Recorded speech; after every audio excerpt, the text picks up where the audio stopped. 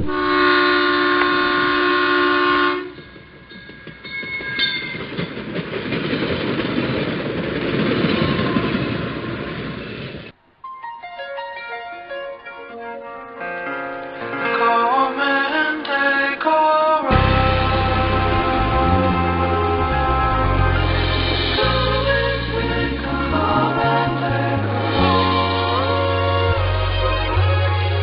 you don't know it, now you know.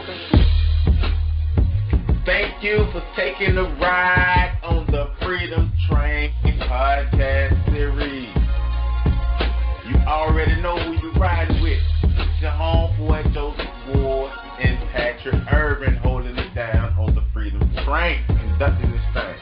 Remember, the Freedom Train is brought to you by PAX Inc., and that's PACTSINC. And PAX Inc. is a black advocacy organization aimed at developing the black community to its maximum potential through a focus on education and economics with the traits of hard work, honesty, and integrity. And for more information, make sure you visit www.pactsinc.org, and that way you can get all the information that you need about PAX Inc. and be live in life.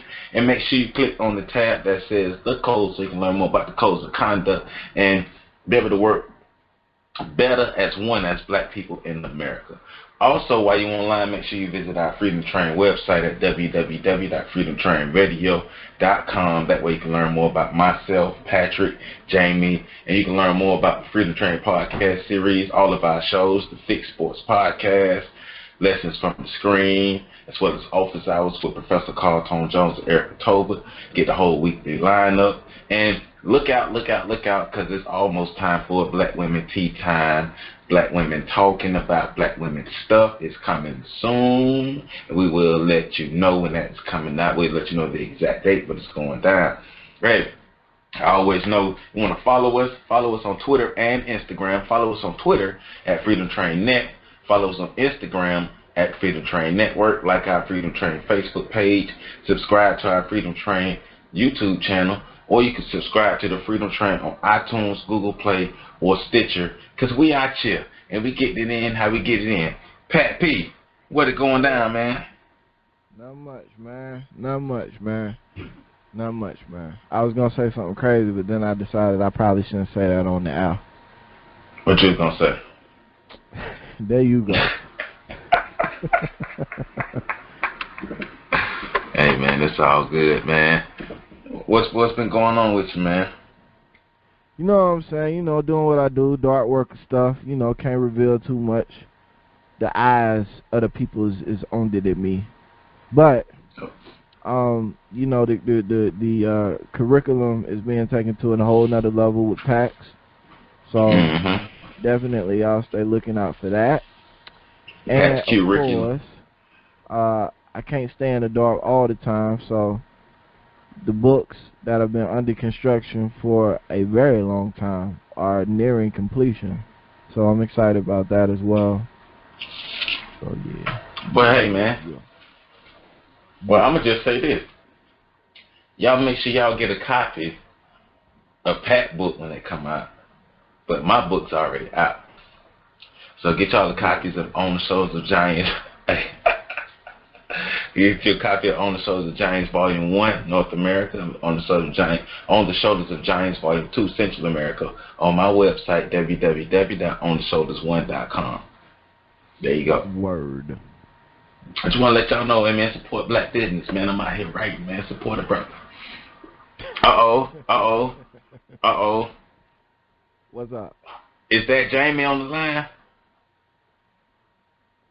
You know you gotta wait for him to press the button for it to let him in and stuff. Oh yeah, okay. Yeah, because he ain't come in. He wasn't loud, so. What curse word you gonna start off with today, Jamie? I'm anxious. Let's bet. I bet the first curse word he says fuck, Pat. I'll put $5. Nah, I'm going with damn. All right, $5. Nah, I say $5. Nah. He's too unpredictable for money bets. Hey, man, but while Jamie gonna go ahead and join us, but man, we got some topics for today, you know, things that have happened in the past week and things like that. So we want to get into two in particular. For one, we want to talk about the situation that happened with Ginuwine and the transgender person. Then we want to also talk about this H&M ad. And we know that these subjects have already been talked about, but you ain't heard about it in the way that we talk about it, because, you know, we come from in our own little angle, in our own way. So we want to start off with the Ginuwine topic, and then we're going to get into the H&M ad. So if you're not familiar with what's happening, if you've been kind of like, if you're not really into the social media and stuff, you really don't know what happened. Ginuwine is on a show called Celebrity Big Brother UK. And he's the only black person on the show, in the house. And there's a housemate who's transgender, male to female, named India Willoughby. And the group of people, like all the housemates, were sitting around having a conversation about dating and different things like that. And the people were asking Ginuwine, would he date a transgender? Ginuwine was basically like, no, I like women, I only date women. So the transgender person was like, well, if I didn't tell you I was transgender and just told you I was a woman, would you date me? And Ginuwine was like, well, I would want you to tell me that you're transgender, because basically I like women. I like women who are born women. And the transgender person just really couldn't accept that Ginuwine would not date a transgender person. Now, Ginuwine, they're both situated and sitting on a couch. And Ginuwine is sitting to the right of the transgender person, but they're in close proximity, very, very, very close. And so Ginuwine, the transgender person opened their arms up, and Ginuwine leans in, kind of put their arms around Ginuwine, and then say, well, give me a kiss, try to lean in for a kiss, and Ginuwine snatched away, like, no, you're not going to kiss me. And now it seems like the transgender community, not all of the transgender community, but members of the transgender community are in an uproar calling Ginuwine transphobic, and basically saying that he's a bad person and trying to, drag his name through the mud because Ginuwine did not want to kiss a transgender person. And we talk about sexual assault, and we talk about freedom of choice and equality and all these things on the show a lot. So we felt like we need to talk about this, because we always talk about it from the angle of what women are going through. And also, this is happening in the midst of this Me Too thing in Hollywood, and right on the heels of this Oprah Winfrey speech. And we got to talk about that Oprah speech as well. But on the heels of that Oprah speech that was had at the Golden Globe Awards and things. And it's like, same thing that happened kind of with Tariq Cruz. When Tariq Cruz first started talking about what happened with him, wasn't necessarily taken serious. And this situation is full of, it's bull, man. It's full of shit, because a man is labeled transphobic because he doesn't choose to kiss a trans person. That's bull. So if a trans person refuses to kiss me, are they heterophobic? No, y'all help me out on this. Pat, Jamie, help me out on this, man. I mean, for me, I don't even understand, in the middle, like you said, in the middle of all of this that we have going on now with the sexual assault, sexual harassment stuff going back and forth, and like with everything that's going on in terms of respecting people's spaces, that's what everybody's talking about. Respect my space, respect my right to not want to have to participate in activities and behaviors that, I don't want to because you want me to. In the midst of all this, you have someone who doesn't want to be hugged or kissed being attacked for not allowing themselves to be hugged or kissed. Like, it doesn't matter why he doesn't want to be hugged or kissed. Like, that shouldn't matter. Like, no, and to put this in perspective of how crazy this is for me, and I know a lot of people are going to be maybe rubbed the wrong way about this, but when a man rapes a woman, nobody ever asked the woman why she didn't want to sleep with the man. Well, why didn't you want to have sex with him? Like, that's never a discussion. Rightfully so. It shouldn't be a discussion. So why is the reason why he didn't want to hug or kiss to hug or be kissed by this person, even relevant to the fact that he was sexually assaulted on national TV. The evidence is there. Yeah. I mean, it is not okay to think that you can do whatever you want within the realms of sexuality or anything else just because you're a person who identifies as transsexual. That is not okay. And for a group of people who are always preaching about how marginalized they are and how attacked they are and how much disrespected they are and how these types of things happen to them on a regular basis, how could you then turn and say, well, Ginuwine has to be transphobic because he doesn't want to kiss India? India doesn't deserve to be kissed just because India wants to be kissed, just like anybody else. If this situation was the other way around, people would be dragging Ginuwine. Ginuwine would be labeled as a very horrible person if the situation was turned around. And it's like, so a white transgender male to female is trying to sexually assault a black male, and the black male is the issue? How? I got no answers for you, man. I really don't. That's been something I've been trying to piece together since, I heard about the incident. You know what I'm saying? Like, how are people taking this incident and turning it into what they're managing to turn it into? Like, it really doesn't make sense. In the midst of all this, we have somebody that's assaulted, internationally known, is seen. It can be seen all over the place. And all of a sudden, we're no longer talking about the assault. We're talking about, we're essentially blaming the victim.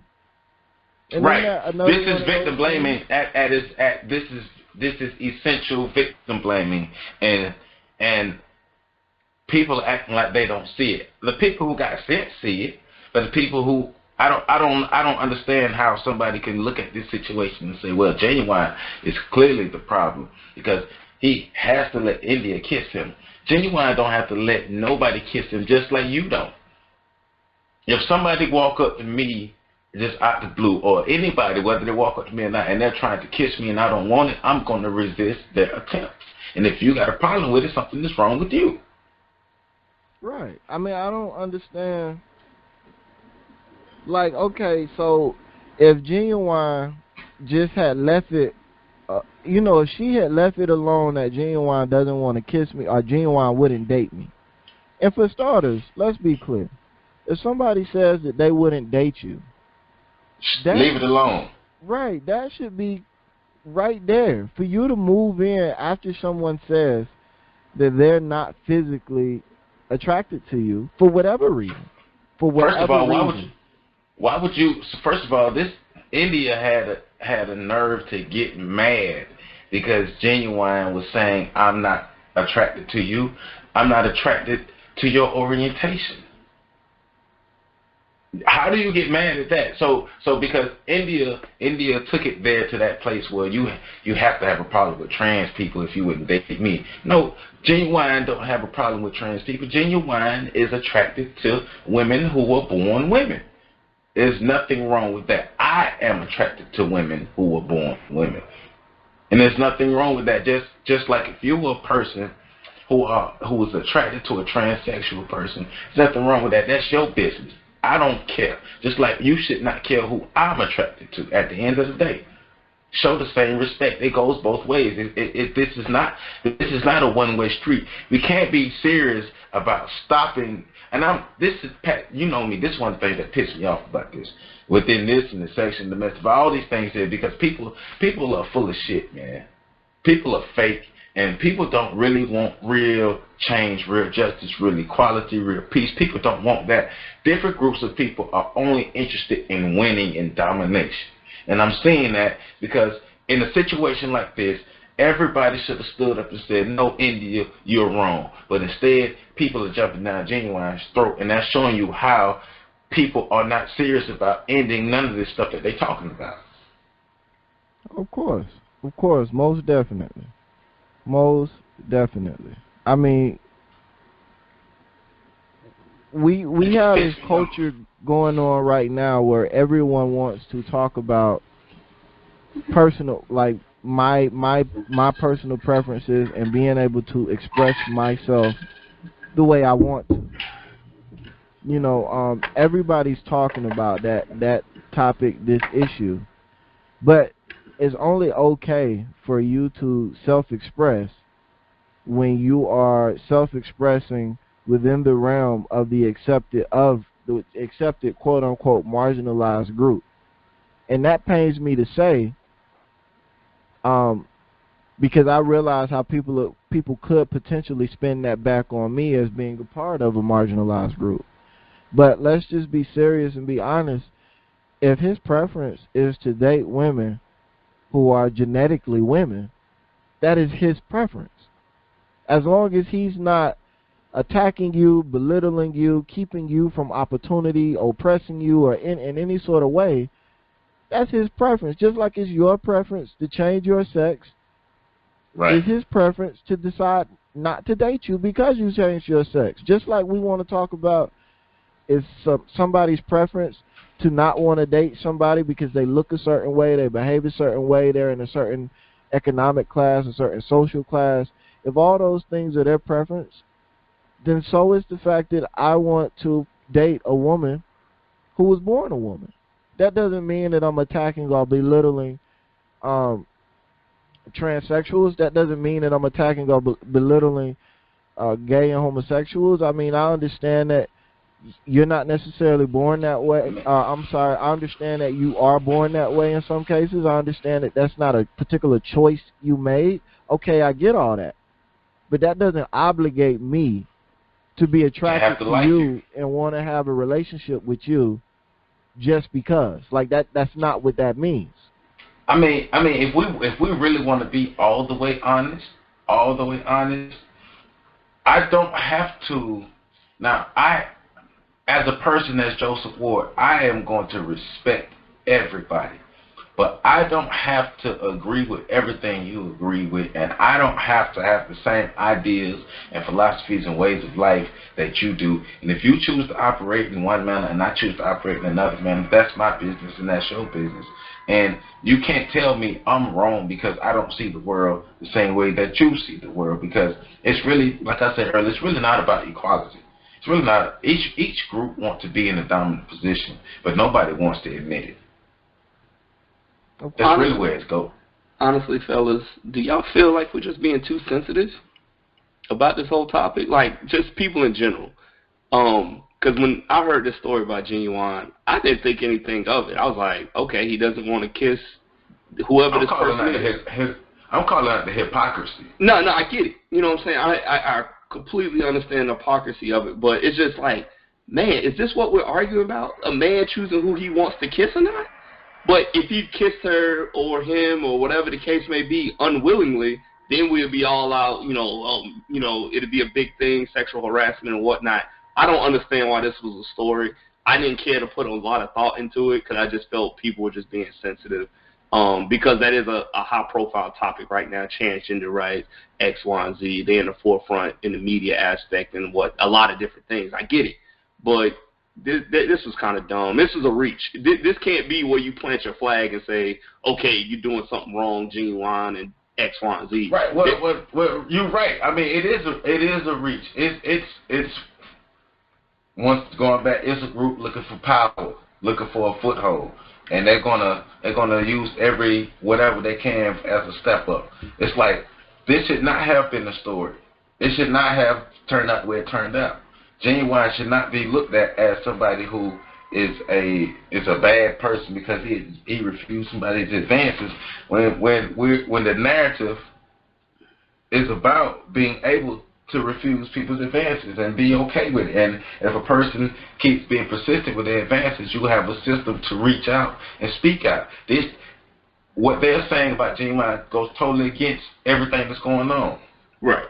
And because I ain't gonna lie, I haven't paid much attention to this topic. I thought about it for a brief second and moved on. But one thing I didn't like out of this conversation was people paralleling the struggle of black people to those of transgender rights and kind of just making that parallel between the two to make certain arguments. I thought that was a little bit unfair with this conversation as well. Because they didn't just say Ginuwine. It was like, oh, black men. It started turning into black men and transphobic and stuff like that. They started lumping black men into a group. And I was just like, that's the dangerous part about all this, though. That's right. You're right. That's the dangerous part about this whole thing. That's why we got to continue to make sure that those of us with the platform, we make sure that the narrative goes in a positive manner towards us, because Ginuwine represent all black men. And so, I mean... No, absolutely. In this situation, they made him, whether he wanted to be or not, a representative of all black men in this situation. Black men have something against... First of all, a phobia means I'm fearful of something. Am I wrong or right?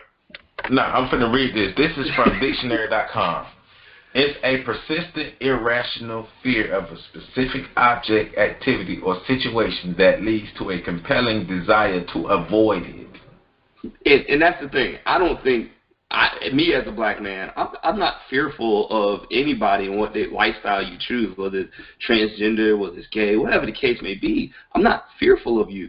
Some people may agree with your lifestyle. I don't put that much thought into it because I'm not a part of that lifestyle. I'm not a part of that life, X, Y, and Z. But you also have to understand not everybody has to be on the same page as you are. Because black people have been fighting for other people to be on the same page as us as far as equality goes for centuries now. You know what I'm saying? So you can't just, okay, we're this and you have to be with us, and if you disagree with us, we're going to come at you or this, that, and the other. I support all the rights of all people as human beings first and foremost. And anything after that, yeah, go do your thing. You have that right to. But to say people are transphobic and nobody's out here fearing transgender people. I'm not going to start breaking out in hives and sweats if a transgender male woman sits next to me. No.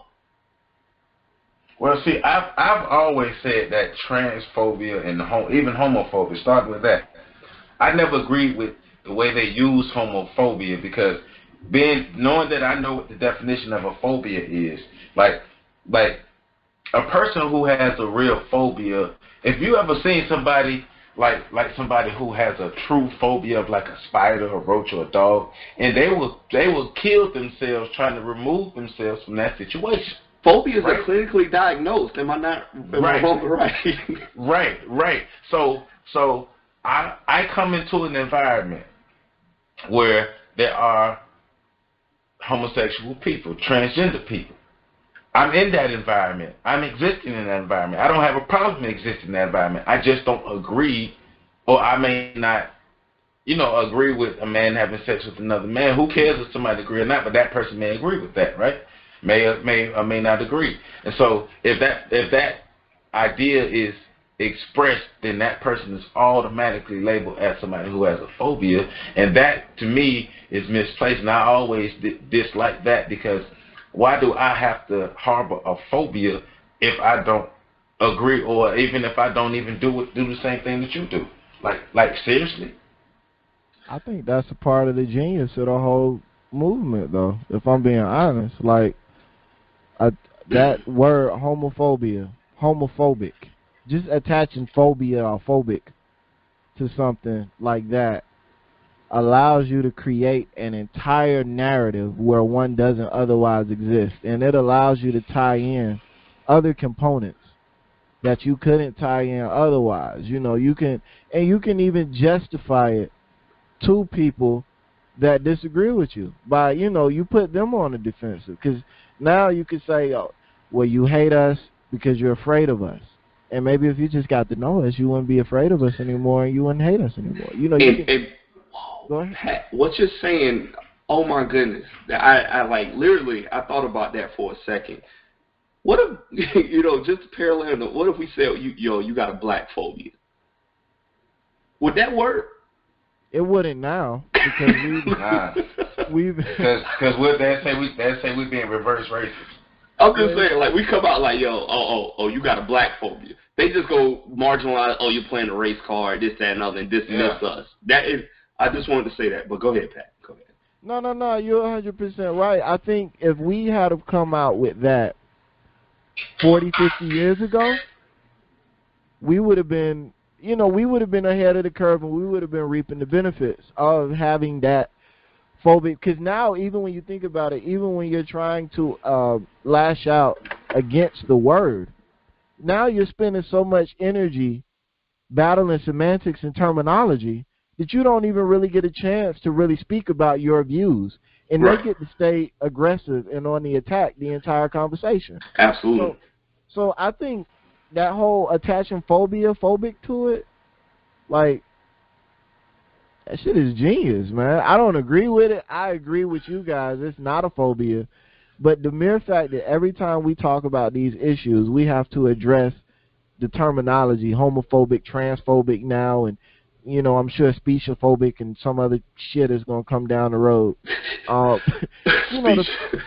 fact that we even have to spend time breaking down the terminology just takes away from the time we have to really dig into the argument. Like, Ginuwine was sexually assaulted on television by a transsexual, and before we can even get into the discussion we got to break down that we're not transphobic because we're not afraid of transsexuals. Like just think about the genius of that. And because, like, I don't know, you always have to give this disclaimer before you address things like this, because people will, the emotional sense of it, you're against this. Because I don't know if you guys watched The Breakfast Club with D.L. Hughley. He had a pretty good commentary about it, but people attacked him. And my thing is, I don't hate anybody. I'm not fearful of anybody. However you choose to live your life, that's the beauty of being alive. You can make those choices. I'm not going to judge you based off religious principle. I'm not one of those people. So, but if I say I don't want to kiss, somebody because they're of a certain gender, well, I just don't want to kiss you, period. Like, who gives a damn? I don't want to kiss you. It should be like, you don't want to kiss me because, no, maybe I just don't want to kiss you. And that's the part I think a lot of people missed about the whole Ginuwine thing. What if you just didn't want to kiss old girl, old dude, whatever terminology you want to use? Who gives a shit? Who gives a shit? This is not where we should plant our flag to say somebody's homophobic. Or transphobic. That's ridiculous. Relax, people. Freaking relax. But to me, it goes back to, like Pat said, the genius of how they created a system to help protect them and be able to move forward. Because if you are, even when you are protecting yourself from an unwanted advance, you are still the problem. So that built-in mechanism work fine. But we see we got platforms and we calling it though. Because one thing we're not going to do, like we were talking about earlier, Ginuwine is a representation of all black men in America. And it's like Jamie was talking about earlier about how one of the other genius things that they've been able to use is to tie the struggle of the LGBTQ community to the struggle of black people in America, which I keep telling people, you can't do that because LGBTQ community have never been through what we've been through, and the LGBTQ community, certain members of the LGBTQ community were a part of the transatlantic slave trade, all the other slave trades, because if they wasn't, who was breaking the books? Well, the community itself is racist, though, and that's been documented and well acknowledged for a while now. Like, they're not completely free of racism in their community. That's true. What's that one? Hold on, before I cut you off. It's this one. He's a gay dude, but he's an alt-right guy. He's Milo something. You know what I'm talking about? I don't know what you're talking about. All right, it's this guy named Milo. I can't think of his last name. It's something weird, but he's part of the gay trans community, all that good stuff. And this guy's an open racist, right? So to all my, trans people of different colors and ethnicities, you're still facing the same thing first everybody else is facing, which is racism. Am I wrong or right in saying that? No, I agree with you. So in my thing, you can't overlook the racism that's in your own community and just start nitpicking little stuff like Ginuwine to make a stand on.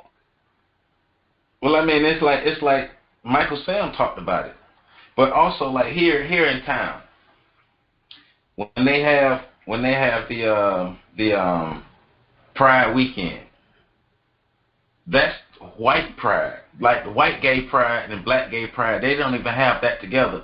Don't let what you see on TV fool you about those gay pride parades and those things. You have sprinkles of black people, but there's a total black gay pride that's separate from the white gay pride. Totally separate. And they're like black groups of black people got to understand that just because you have certain things in common with certain groups of people doesn't mean that racism and all these things are gone and don't exist. Like when you hear the kids saying that their generation don't see racism the same, that their generation don't see racism the way we with other people. I mean, but y'all not doing nothing different. The people in the '60s said the same thing, and look at them. I mean, it's so interesting because we keep getting caught up in these things. Like that was racism in the abolitionist movement. Just think about that.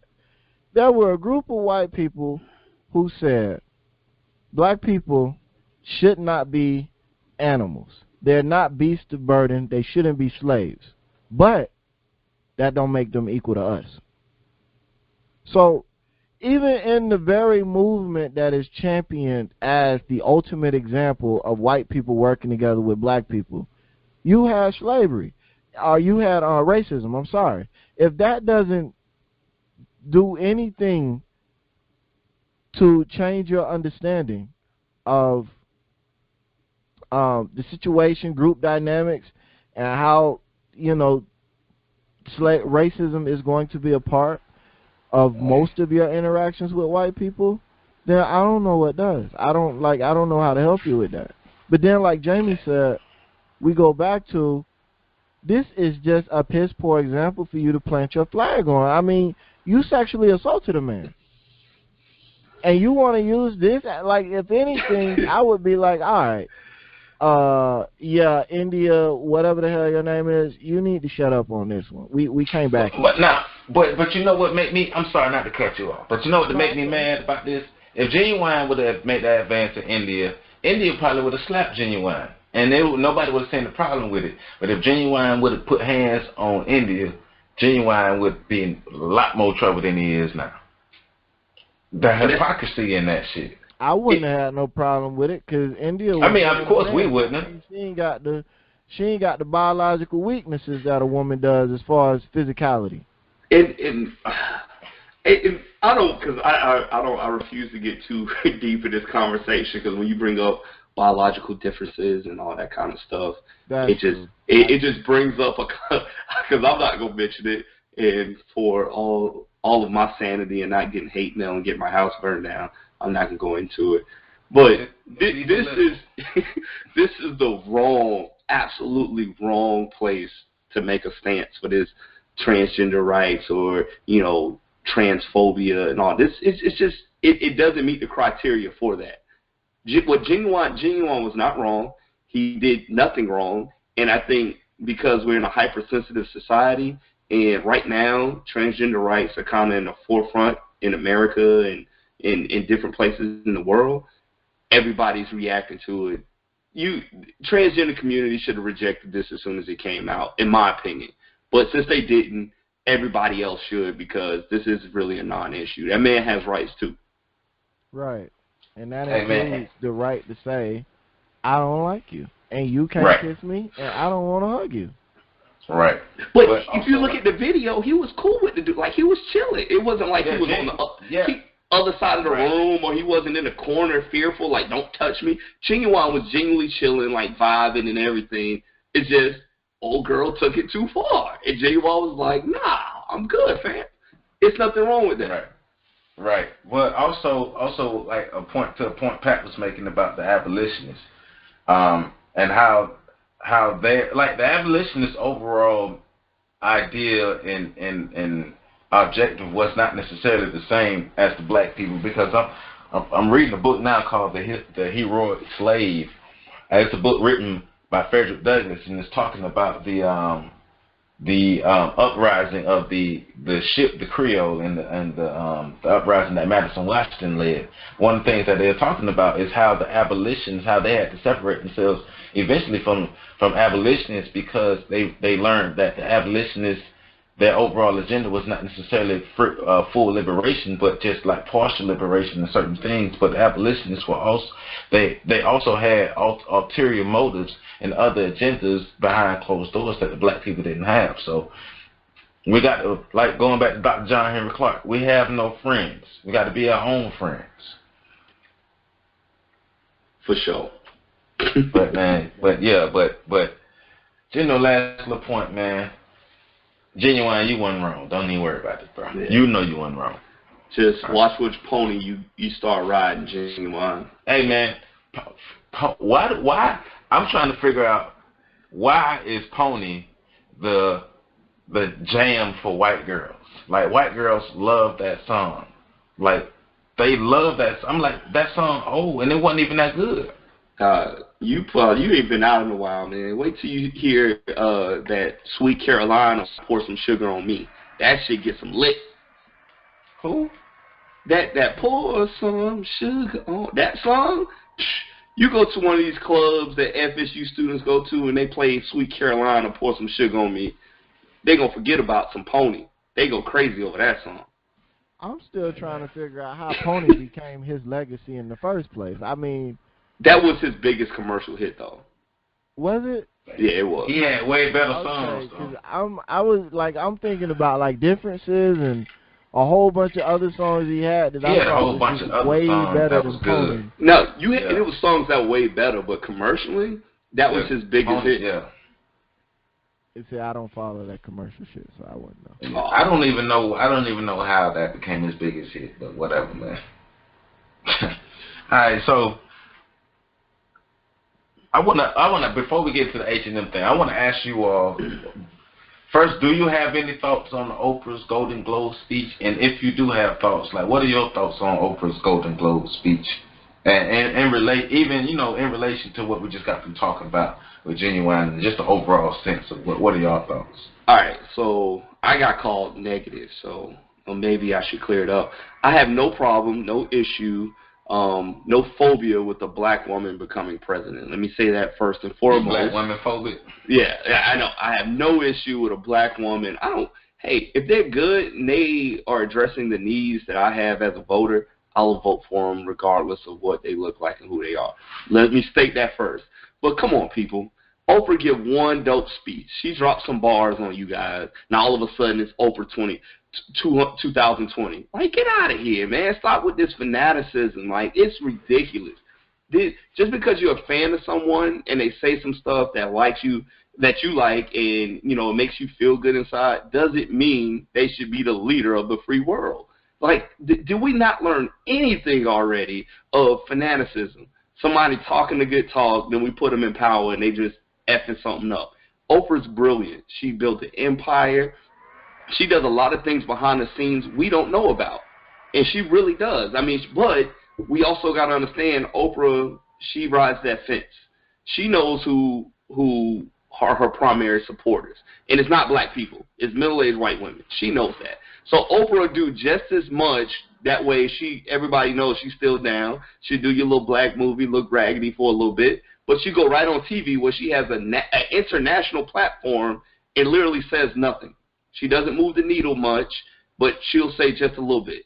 Other than championing the Obamas, giving a great speech, and building an empire, what political philosophies does Oprah represent? So it is none. I'm just asking that. That was a rhetorical question. The answer is none. But just because you're a fan of the woman and she is brilliant, she's a brilliant sister, doesn't mean she should be president. It doesn't. It doesn't. It doesn't. It doesn't. I don't care how much you think it is because you're a fan, and don't equate what we got going on now to just settling for any old thing that makes us feel good. And that's what a lot of people are doing. It's better than what we have now. It's better. Goddamn, I'm better than what you have now. Hell, even Joe is better than what you may have now, and that's saying a lot, right? But don't get into these slippery slopes and these false equivalencies just because you don't like what's going on now. You're just, the next person that makes me feel good, they it. That's ignorant as hell, and Oprah just ain't it for 2020. Like, let's just stop. That's all I got. That speech was dope. I ain't gonna lie. I'm with everything she said in the speech. Let's do it. But come on, man. Oprah got a lot of skeletons in her closet. A lot of things we don't want to talk about in regards to Oprah. Let's just let this. They ain't serious. That stuff they saying in that speech, they ain't serious. They just be talking. Like, what real initiatives on a regular everyday basis do those type of people really do to stop sexual and domestic violence on a regular everyday basis? Oprah has saying speeches. Not just giving money or stuff like that, but what things like that is going on, because speeches have never stopped sexual assault, and that's one of my biggest beefs with all this about sexual assault. Somebody who actually puts in work on a regular basis, who goes out and are working with young men and men and women on a regular basis to try to curb the sexual assault issue. You got to do more than give speeches. You ain't popular, Joe. Has to be changed. It's all about popularity. I dig that. I dig that, but it's like I hear what she's saying in the speech, and I'm not saying don't say it, but activism and an activist does work, and an advocate speaks. Now, I'm not saying don't be an advocate, but we're not going to put an advocate to God level, and you have activists every day who doing real things in this, right? Because it's like Oprah's the new leader of violence against women. And one of the problems I did have with that is why you ain't saying nothing about the men who get sexually assaulted. I ain't gonna lie. That was one thing I was saying. Like, especially black men have been getting sexually assaulted along with black women since we got here. So don't leave us out. But at the same time, it's just my thing is we need more action and less talk. I agree. But again, because people hear this and think, you crapping on Oprah. But a lot of people, they can't get over the popularity of what Oprah is. So when she makes that speech, somebody in her position, that platform, to me, it doesn't take the Golden Globes for you to do this. You got your own international TV show. You could have moved the needle on this years ago. You know what I'm saying? So why wait till all the cameras are on you till you got like this huge stage to do this? When you sit on TV, she got her own magazine, which she's on the cover of every single magazine, which is a little weird to me. Like, come on, Oprah. Like, you can't get anybody else on the cover of I know it's named after you, but god damn, put somebody else on the cover, man. Like, chill. We know you own it. Put me on the cover, god damn it. But anyway, that's besides the point. What I'm trying to say is, get over Oprah being popular. There's plenty of people that are working hard to move the needle. People like Joe that are doing it on your local neighborhood level, going out and actually touching the people versus somebody just giving up there and talking. We should be tired of people just talking to us and making us feel good and actually look at someone's actions and how they're moving the needle towards said objective. That's all I got to say about Oprah. I mean, but it's like you're in an environment where a lot of those people hush about a lot of stuff that's going on. All of a sudden, we want to wear black to the Golden Globes, and now all of a sudden things are going to be changed. A lot of y'all knew what was going on and ain't do nothing.